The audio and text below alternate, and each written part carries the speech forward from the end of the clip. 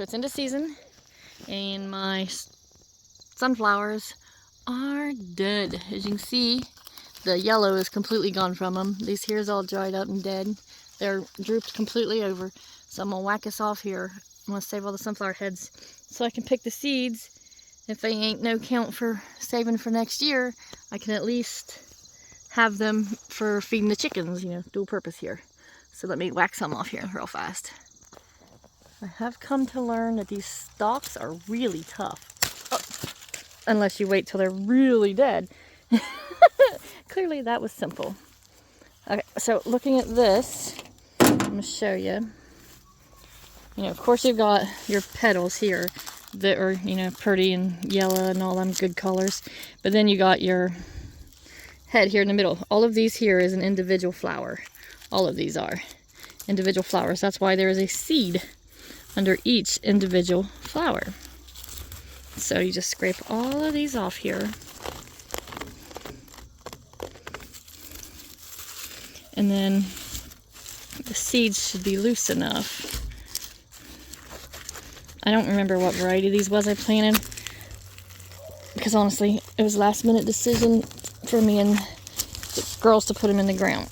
But, they look like stripey. So anyhow, here's your sunflower seeds. They just pop right off. See, look. I mean, very easy off. And then we can dehydrate them, or not dehydrate, roast them. I can put them up for the chickens to eat. I can put some up for planting next year, so I ain't got to buy seed. And again, you know, dual purpose. Eating, they're pretty, then you eat them, and you can feed with them. So, all sorts of purposes with these here sunflowers. But, for the time being, I've got a bunch of heads to cut off and get put up. One more thing to drag in the house to make my husband super happy. Wish us luck with that. But for now, the garden's all cleaned up with the exception of the sunflowers and taking in the pumpkins. Ugh. Okay. So, check this out. So, these ones here are still, I mean, it's clearly done, but the flowers are still really, really intact. Not all dried up and stuff, except for right smack in the middle. And the seeds are in here tight. So they ain't ready to be picked out of there yet. So I'll set this up and let it wait a while before we start taking those seeds out. I mean, those are tightly in there. Once it loosens up some, they'll be ready to come out. But check this out here.